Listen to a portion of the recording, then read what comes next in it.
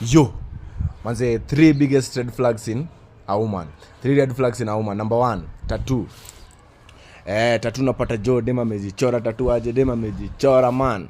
Napata hadi wengine wamechora hapa tattoo fulani hapo on the lower back imeandikwa aje, do not stop.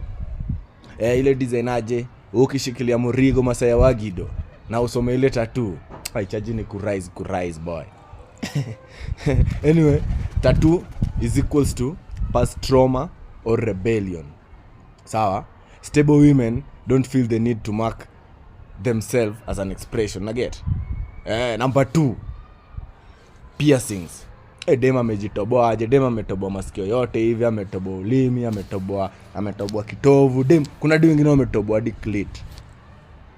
Bro, piercings is equals to masculine energy. She craves for attention and control. Number 3, she drinks regularly. Hii ni wale mademu wanze ukata bro. Ni wale mademu wenyewe bora uko na kichelo na mdungia tu hivi. Na ukishamdungia anatokea na mabeshte wake wenye pia wako kama yeye. Sawa? Na demu wanze, demu mwenye lifestyle yake ni ya sherehe nayo. Unstable mindset. Fun for a night, problem for a life. Yeah.